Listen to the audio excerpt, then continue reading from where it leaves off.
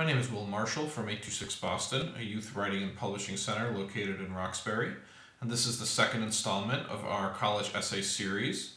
So if this is your first time tuning in, I suggest you start with part 1, Introduction to the College Essay. In part 2, I'm going to introduce you to the college essay prompts and take you through them one by one, touching on some example topics for each. And you'll also have the chance to start brainstorming what you'd like to write about for your college essay.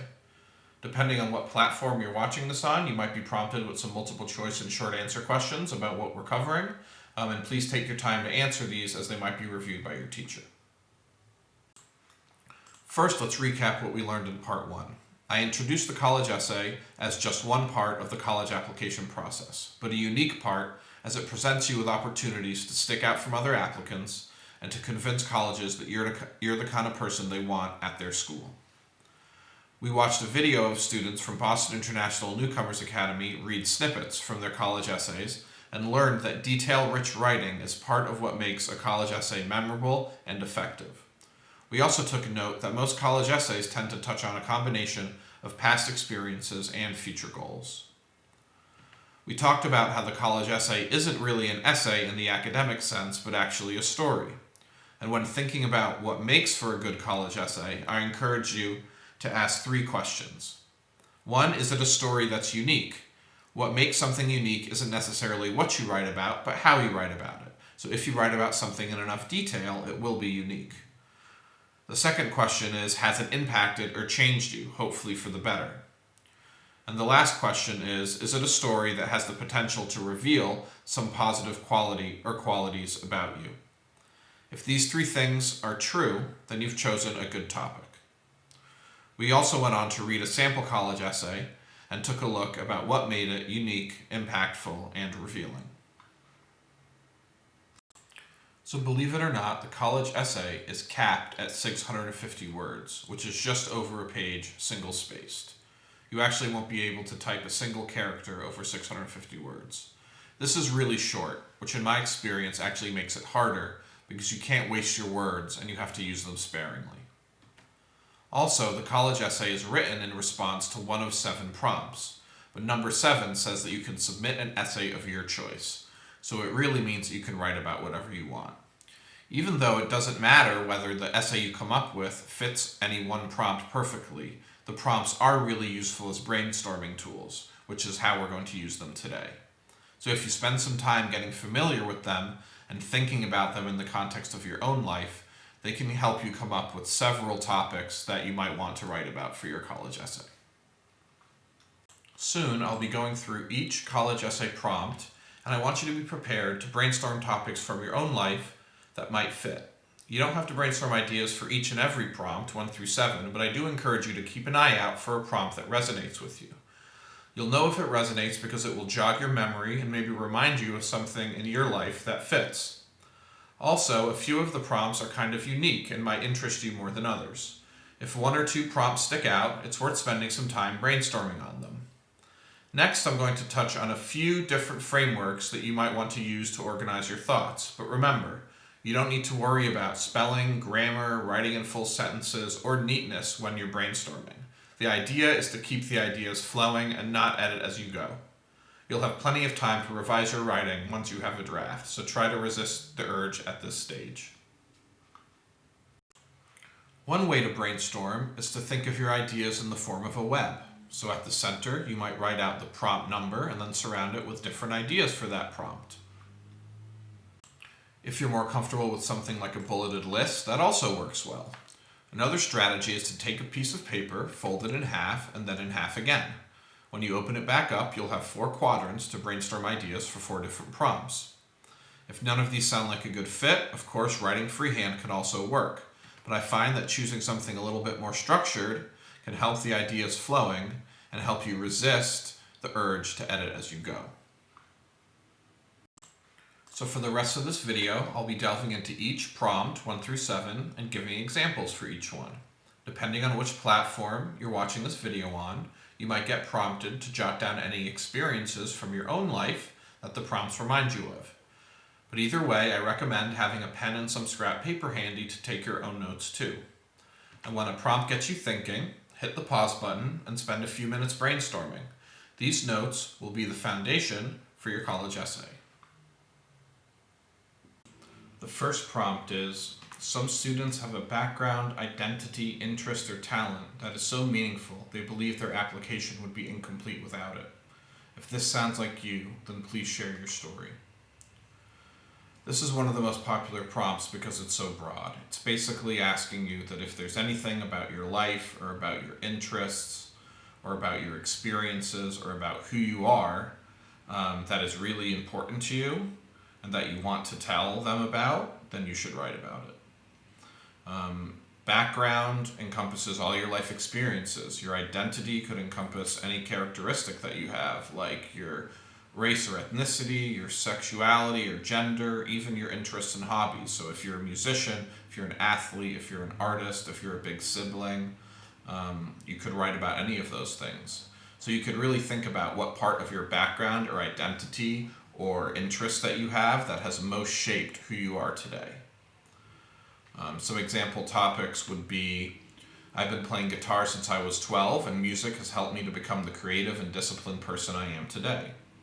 Or I moved from the DR to the United States when I was in the 5th grade and my identity as a Dominican woman is extremely important to me.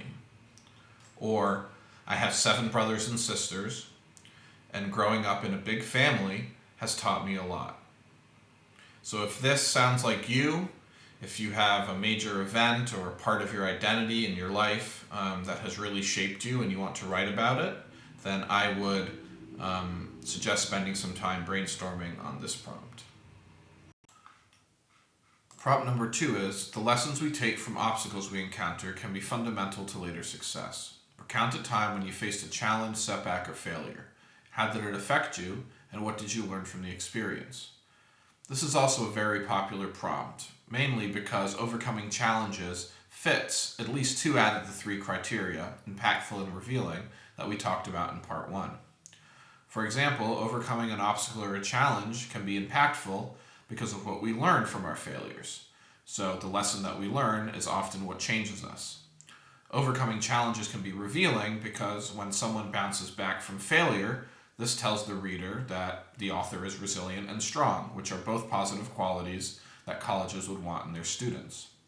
When thinking about your own setbacks or challenges, think broadly.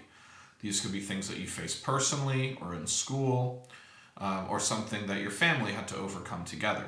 These examples do a good job of illustrating the range of topics that could apply. When I was in the 10th grade, I auditioned for a part in the school play.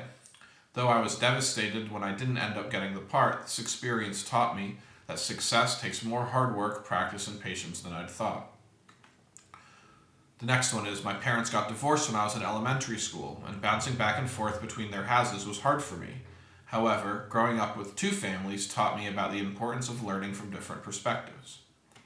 And the last one, when my family moved to the US, I had to get a job to help support my family. It was hard, but I learned that hard work pays off.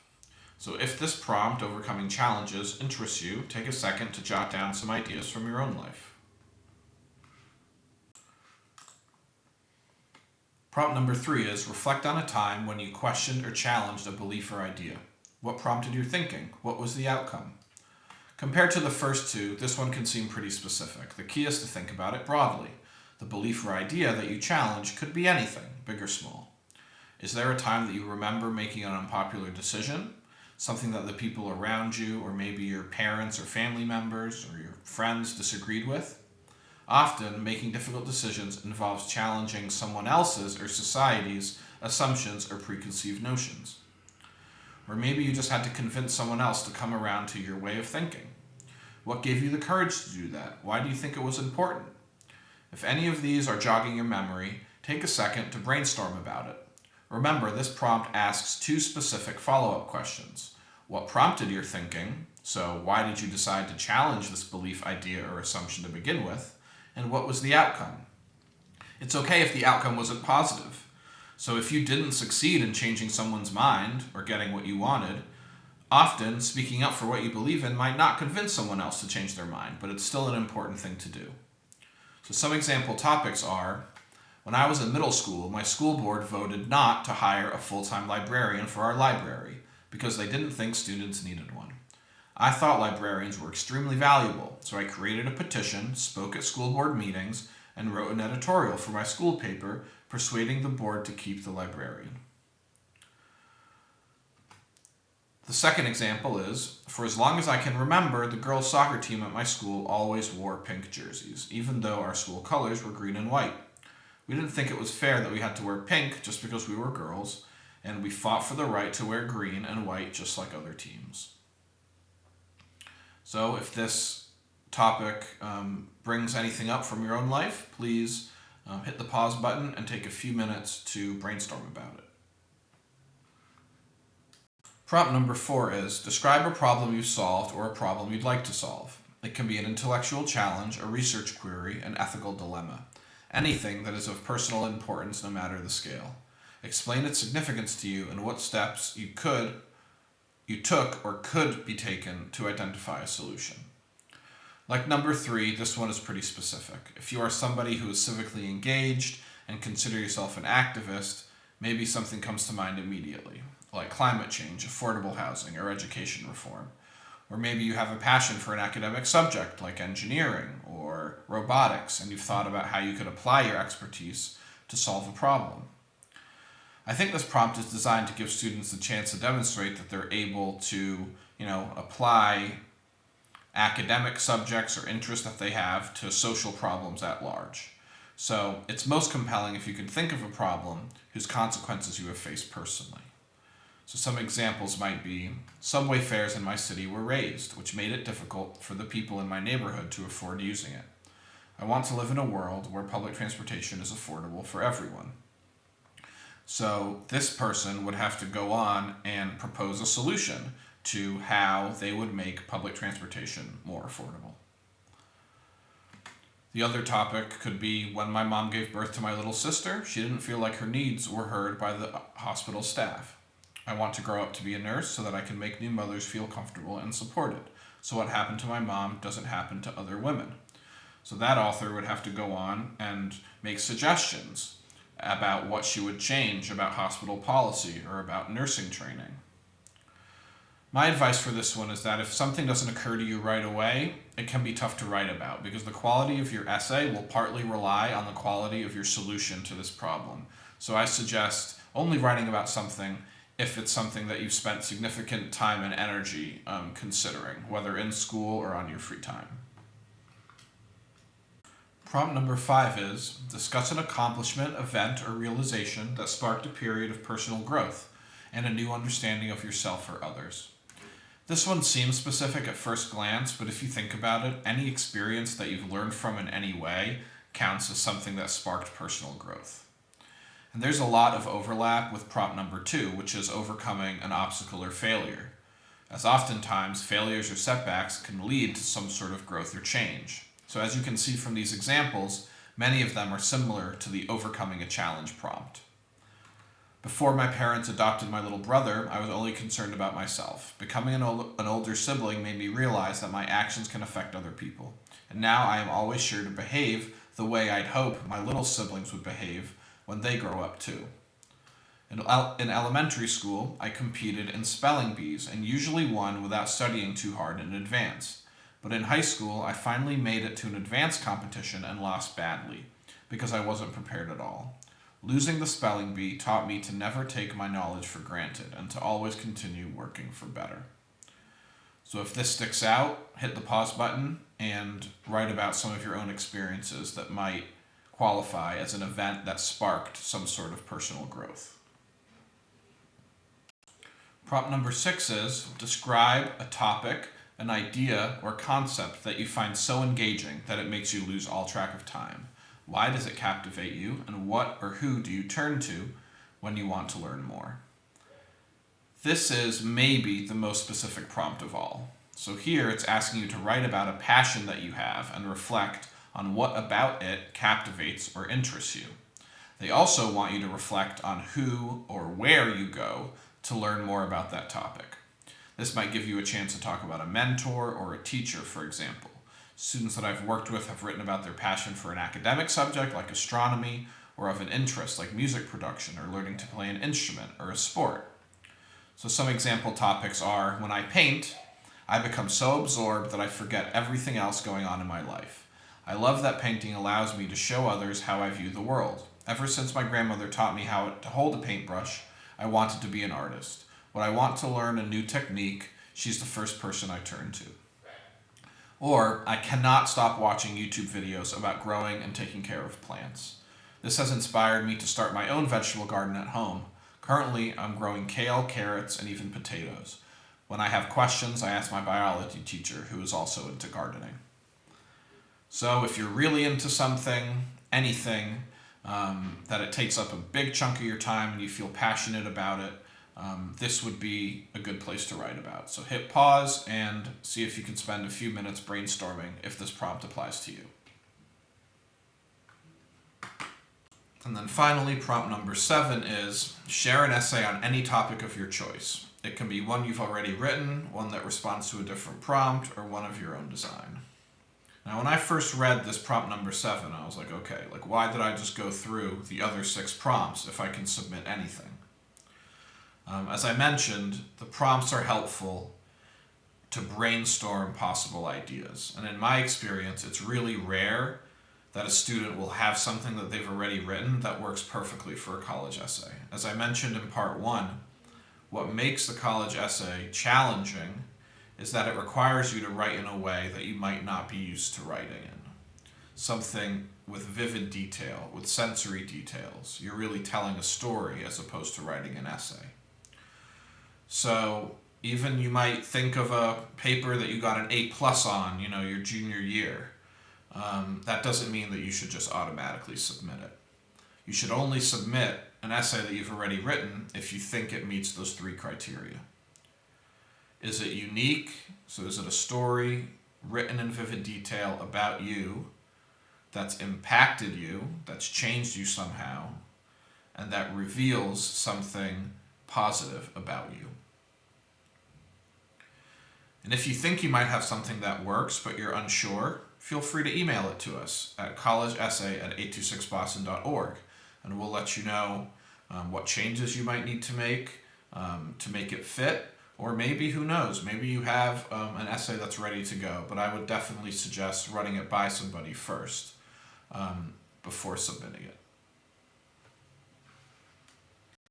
So if you've been brainstorming alongside these slides as I've been going through prompts 1 through 7, odds are you have a few ideas that you think might work.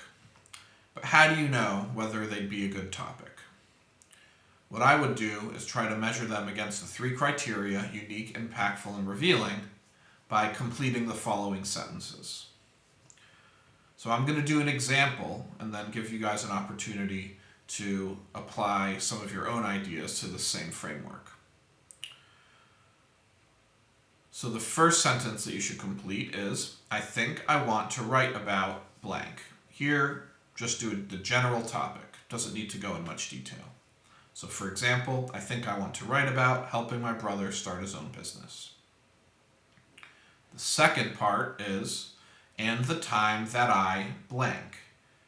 Here, you want to choose a specific event or experience within the general topic that you think you want to write about in some detail. This will help you make your story unique because it's giving you a part of the topic to focus on and to write about in sensory detail. So one example for this would be, and the time that I spent the summer working for him. So I think I want to write about helping my brother start his own business and the time that I spent the summer working for him. Third one is, this experience affected me by. So here you put in how you think it changed you. This is the impactful part of the criteria.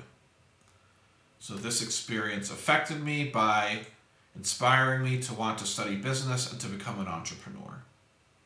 So after this experience, the student decided that this is what he wanted to study in college and beyond. And then finally, the revealing part. This story shows that I'm motivated and not afraid of hard work. If you can complete these 4 sentences, I think I want to write about, and the time that this experience affected me by, and this story shows that, then odds are you have a really great topic that will make for a good college essay. So depending on what platform you're watching this on, you'll have a chance to do this right now, or pause the video and see if you can complete it on pen and paper. So that's the end of this video. In the next one, I'll introduce you to an outlining framework called Kernel Essays so you can plan out how you want to tell your story. And I'll also help you decide which parts of your story might be better told as scenes and which parts might work as summaries. And we'll also read another model essay to see these concepts in action. Before you start on part 3, it would help if you had chosen a topic from your brainstorms. And again, if you need some support doing this or have any other comments or questions, please email us at collegeessay@826boston.org. Thank you.